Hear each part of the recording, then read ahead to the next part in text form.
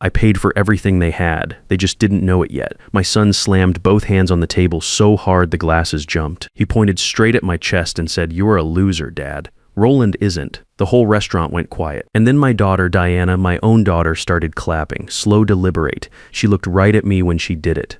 Then she turned to Roland and said, "That's the kind of father I wish I'd had growing up." I didn't say a word. I picked up my cloth napkin, folded it once, folded it again, set it down next to my plate, and stood up. I adjusted my jacket, looked at each of them one at a time, and walked out. Behind me, I heard Beverly laugh, sharp and satisfied, like she'd been waiting 10 years for that moment. "My name is Gerald Oakes. I'm 60 years old, and that was the night I decided to stop being generous." The restaurant was called Harlow, on the roof of a high-rise in Buckhead. Glass everywhere, dark wood waiters who moved like they were in a film. The kind of place where a steak cost $120 and nobody flinches. My son Clifford had called me 3 days earlier, voice tight with that careful tone he uses when he's managing me. "Dad, Beverly and Roland are in town. They want dinner. All of us. Saturday night, Harlow, please just come." Beverly was my ex-wife. We split 10 years ago. She said I was stuck. Said I was holding on to old music and an old house in the West End while the world moved on. She left and found Roland Fitch about a year later, real estate developer. Loud laugh, a watch so big it probably had its own zip code. The kind of man who says vision and aggressive a lot without ever building anything you can actually touch. I got to Harlow at 7, they were already seated. Beverly in a silk dress, gold bracelets clanking every time she reached for her wine. Roland leaning back in his chair like he owned the building.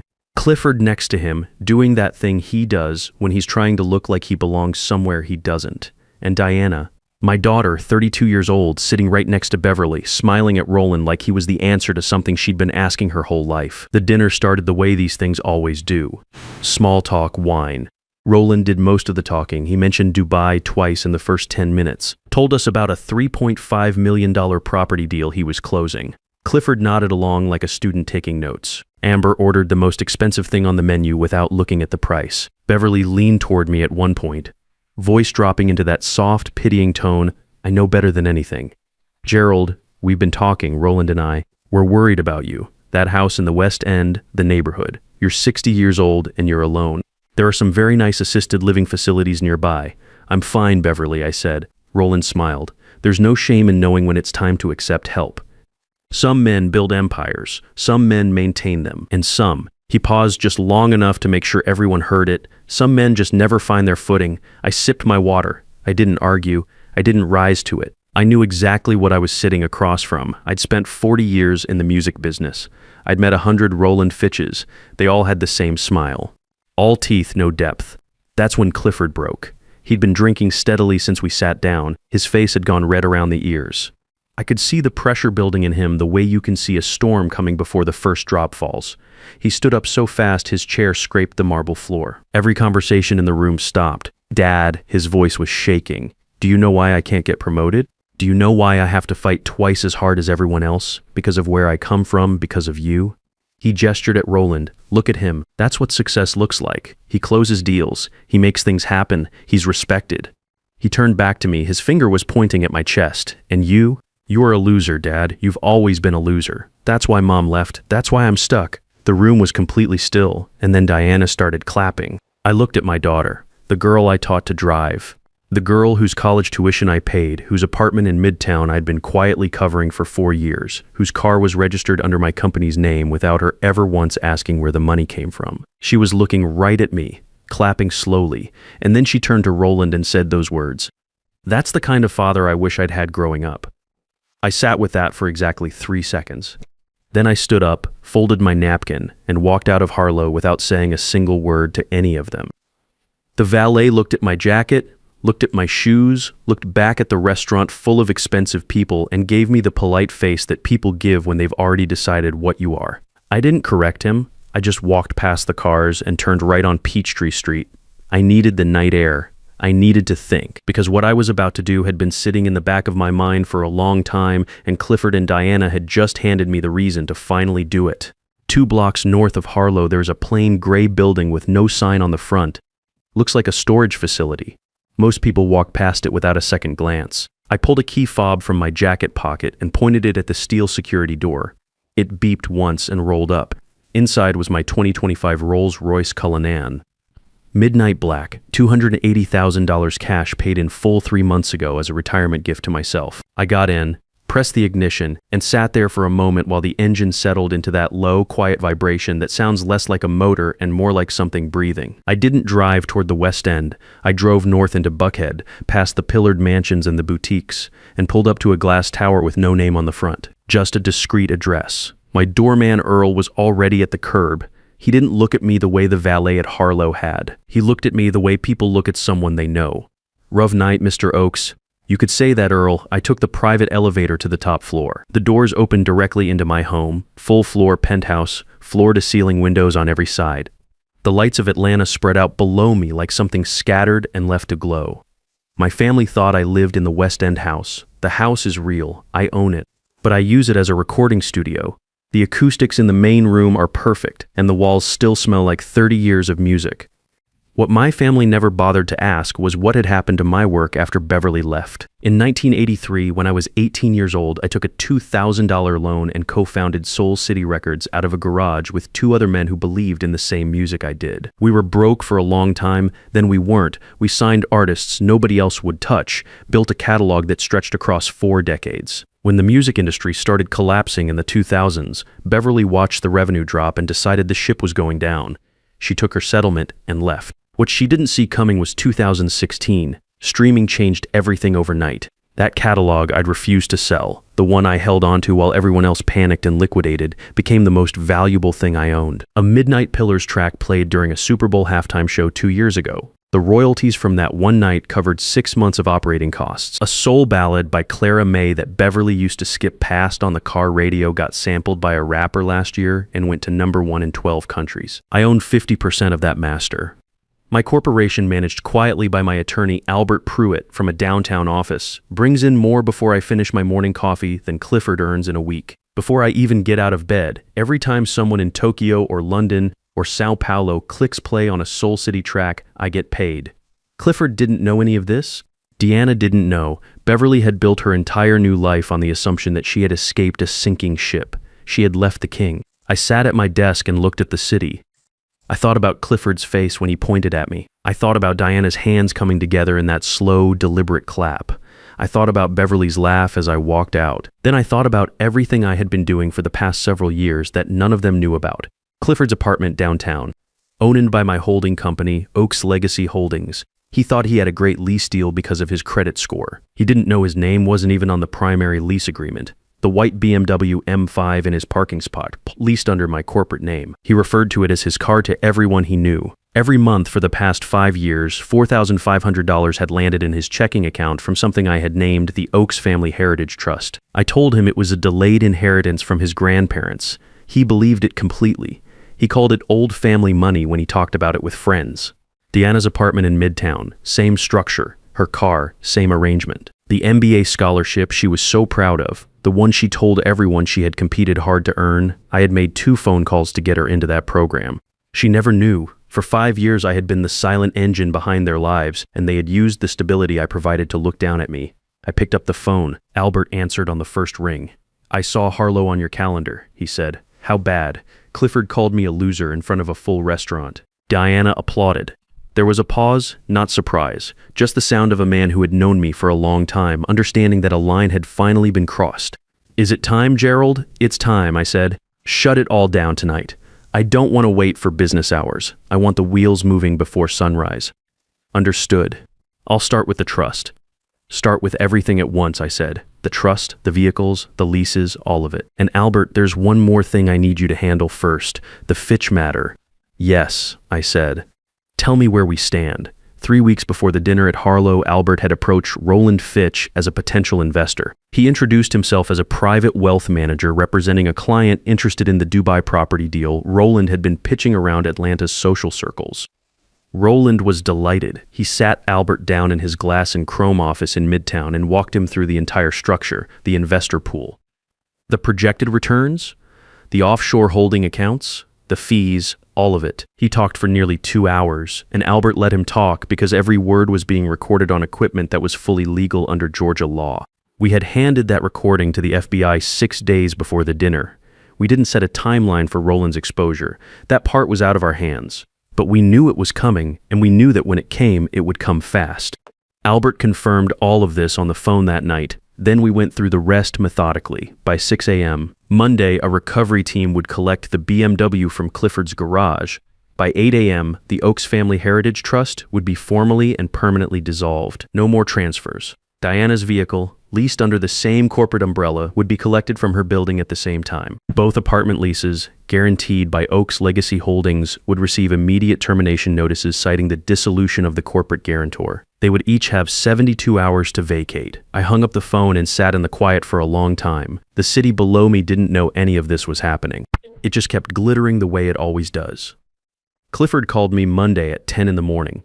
Dad, the car. It's gone from the garage. There's a notice here, something about a guarantor and a lease termination.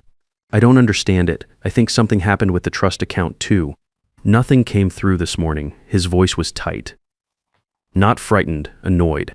Like I had made a clerical error that was inconveniencing him. That does sound strange, I said. Can you call whoever manages the trust and get this sorted out? I have to get to work and I have no way to get there. I wouldn't know who to call about something like that, son. I said, guarantors and corporate leases. That's complicated business. That's for men who understand how these things work. I let a moment pass. Maybe try Roland. He closes $3.5 million deals. I'm sure a man like that can sort out a car before lunch. Silence on the other end. Dad, this isn't funny. I'm not laughing, I said. I have to go. I set the phone down. Diana called an hour later.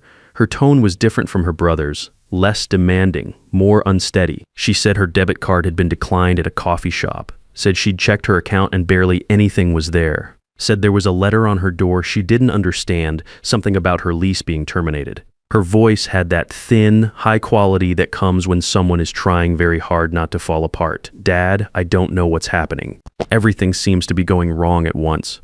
Can you help me figure it out? I thought about her face at that table. The slow clap. The smile she gave Roland when she said those words. I think this is something you need to work through on your own, I said quietly. I have to go, Diana.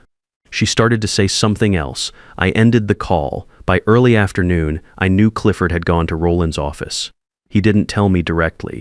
Beverly told me later, piecing it together through tears. Clifford and Diana had shown up together at Roland's building in Midtown, walking through the lobby like they still had somewhere to be.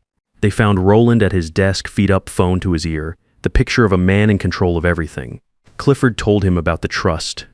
Told him it had been dissolved. Told him the car was gone and the apartment lease was being terminated and that he had $14 in his checking account and didn't know what to do. Diana stood beside him, arms crossed, waiting for the man she had applauded 2 nights ago to fix the problem the way winners fix problems. Roland took his feet off the desk. I knew exactly what happened in his mind in that moment because I had spent 40 years watching men like Roland operate. A man running a fraud doesn't hear the trust fund was dissolved and think family drama. He thinks threat. He thinks someone knows. He thinks the quiet money behind the scenes just made its first move. Roland didn't see a grieving son and a confused daughter standing in his office. He saw a signal. He thought I had found him out. He thought my cutting off Clifford and Diana was the opening move of a man who was about to freeze every asset connected to his name. He told them he couldn't help. Said he didn't do loans, especially not to family. Said it was bad business. He walked them to the door personally and closed it behind them. By that evening, his closet was empty. His suitcases were gone. The accounts he had spent 2 years building in Beverly's name had been drained to zero. Roland Fitch, whose real name the FBI would later confirm was something else entirely, was on a plane before midnight. He left Beverly holding everything. Beverly called me that same night. I almost didn't pick up. But there was something in the frequency of the ringing call after call with no pause between them. That told me this wasn't the kind of angry call I was expecting. I let it ring 4 more times, then I picked up. Gus. Her voice was barely recognizable, raw and gulping like she was fighting just to get air in. Gus, you have to help me. He's gone. Roland is gone. I stood up from my chair. What do you mean gone? His closet is empty, his suitcases, everything. I woke up this morning and he wasn't here and I thought maybe he went for a run, but his car was gone too. And then the bank called, and then another bank, and now there are police officers in my living room walking around and asking me questions I can't answer. I kept my voice calm. Beverly, slow down. Why are police there? What came out of her over the next 10 minutes was almost too large to process in real time. The house she thought was paid off in cash was not paid off. It was mortgaged, and they were 6 months behind. The accounts she believed were joint investment accounts were registered entirely in her name. The contracts she had signed over the past 2 years, the ones Roland told her were standard tax shelters for high net worth individuals, were the backbone of a Ponzi scheme that had been running across 2 states. The investors who had been wiring money into those accounts thought they were funding a Dubai real estate development that did not exist. One of those investors, a man from Chicago with the right connections, had contacted the SEC 4 weeks ago. Roland had known the investigation was closing in. He had stayed anyway because he still had one more play he wanted to make. Then Clifford walked into his office that afternoon and told him the silent money behind the family had just been switched off without warning. Roland didn't wait another hour. "Gus," Beverly whispered, and her voice dropped so low I had to press the phone tight to my ear. "They're telling me the company is in my name. All of it. The accounts, the contracts, the investor documents. He put everything in my name and I signed it because he told me it was normal. He told me I was his business partner. He told me I was part of something real." She was crying so hard the words kept breaking apart. "He set me up, Gus. He used me as the face of the whole thing, and then he ran and left me standing here with police officers going through my laptop." I said nothing for a moment. I was connecting things that had been separate pieces until right now. 3 weeks ago, Albert had approached Roland as an investor. 6 days ago, we handed the recording to the FBI. Roland had stayed calm through all of it because he didn't know who had tipped anyone off. Then Clifford showed up at his office and told him the family trust had been dissolved, suddenly and completely, no warning, no explanation. To a man who thinks in terms of threats and countermoves, that looked like one thing only. It looked like the quiet man behind the curtain had made his opening move. Roland had thought I was coming for him. He thought I already knew everything. "Beverly," I said, "I had no idea any of this was happening with Roland. I'm just a retired musician. I don't have that kind of reach." "Stop it," she said, and there was a flash of the old Beverly in her voice, sharp and certain. "Stop pretending. Clifford told me what happened to the trust. He told me about the car and the apartment. You did all of that deliberately, Gerald. And when Roland heard about it, he thought you were making your move against him. He thought you were the one who called the FBI." She took a long, unsteady breath. "He ran because of you. He left me with all of it because of you. I didn't answer that." She kept going, "I need a lawyer, Gus. A real one. I need someone who can show them I didn't know what he was doing. I was just trying to be a good wife. I signed what he put in front of me because I trusted him." Her voice broke again. "Please, you have to help me. For Clifford, for Diana. I'm their mother." I looked out at the city below me, all those lights, quiet and indifferent. "Beverly," I said, "I'm a man who lives in an old house in the West End and plays music for a living. You told me that yourself. You told our children that a man like that doesn't have the resources to help with something this serious. You need someone with real power, someone aggressive." I paused. "You should call a winner." She went silent. I ended the call. I sat back in my chair and looked at my untouched glass of bourbon on the desk. I had pulled one small thread, just one, and the whole thing had unraveled in ways I had not planned and could not have predicted. I had not set out to expose a federal fraud. I had not set out to leave Beverly facing investigators in her living room. I had only decided to stop quietly funding people who had looked at my generosity and seen weakness. Everything else had done itself. I picked up the glass and took a slow sip. It was the best drink I'd had in years. Then my phone buzzed, a text from a number I didn't recognize at first. Then I looked again. It was Diana. "Dad, I'm outside. Can we talk?" Outside meant the West End house. That's where she would have gone. She didn't know about the penthouse. I looked at the text for a long moment. Then I put on my coat, told Nolan, my regular driver, to bring the car around and drove south. I pulled up to the West End house just after midnight. The porch light was on. Diana was sitting on the front steps, not pacing, not banging on the door. Just sitting there with her knees pulled up and her arms wrapped around them, still wearing the same jacket from the restaurant 2 nights ago. She looked up when she heard the car. She watched me get out. She didn't say anything right away.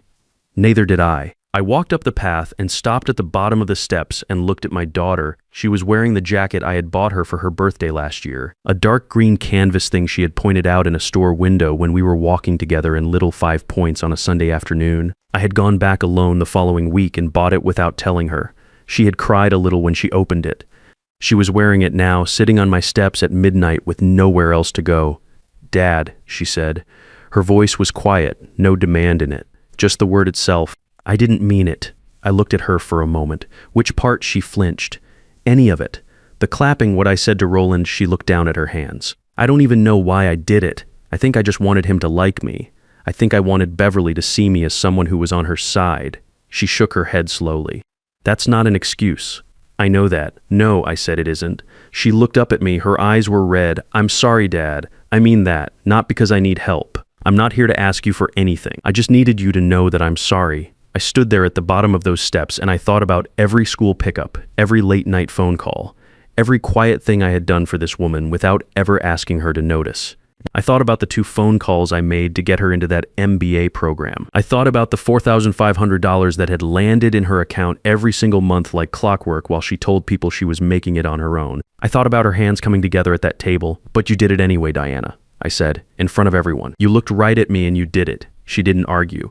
She just nodded once and looked back down at her hands. I stood there another moment. Then I said, go find somewhere to stay tonight. There are hotels on Ponce. You have enough for that. She stood up slowly. She didn't try to hug me. She just looked at me the way you look at someone when you're not sure if it's the last time, and then she walked past me down the path to the street. I watched her go. Then I went inside and sat in my studio chair for a long time without turning on any lights. The call from Detective Howard Greer came the next morning, respectful and professional. He needed me to come in and verify some timeline details related to Beverly's case. A formality, he said. I told him I'd be there at 3 p.m. My driver, Nolan, brought the Cullinan to the precinct slowly and stopped at the curb. I stepped out in a charcoal Tom Ford suit, Italian leather shoes polished to a mirror shine, a Patek Philippe on my wrist. Nothing loud, nothing flashy. Just the truth of what I actually was, finally visible. The officers by the entrance straightened up without thinking about it. The desk sergeant sat forward in his chair. Inside the interview room, Beverly was at the metal table in yesterday's expensive dress, hands clasped in her lap, looking like a woman who had run out of moves. Clifford was on a bench against the wall, unshaven, still in the same wrinkled suit from Harlow. And Diana was beside him, arms folded tight, eyes red. They all looked up when I walked in. Albert Pruitt followed me, briefcase in hand, and the room got very quiet. Albert set the briefcase on the table and opened it without any drama. He explained the trust, he explained the leases, he explained the vehicles. He explained clearly and without any unnecessary words that for the past 5 years Gerald Oakes had been the financial foundation underneath all of their lives, and that Gerald Oakes had made a decision. Clifford put his face in his hands. Beverly stared at the table. Diana looked at me. I looked back at her. Neither of us said anything. I stood up, nodded to Albert, and we walked out. 1 month later, a letter arrived at the studio. Diana's handwriting on the envelope. Inside was a single page and a check for $200. The letter didn't ask for anything. It said she had found a job at a small design firm, entry level, and that she was going to figure out the rest herself. At the bottom she had written, I know it's nothing, but it's mine. I read it twice. I put the check in the top drawer of my desk. I didn't cash it. I didn't send it back. Some doors you don't close all the way. You leave them open just enough and you see what the other person does with that. If your own family has ever looked at everything you built and decided it meant nothing, you already know what this story feels like from the inside. You know that specific kind of quiet that comes after you finally stop absorbing what was never yours to carry. If this hit close to home, leave a comment below. And if you haven't subscribed yet, do it now. There are more stories here for men who have been underestimated by the people who should have known better.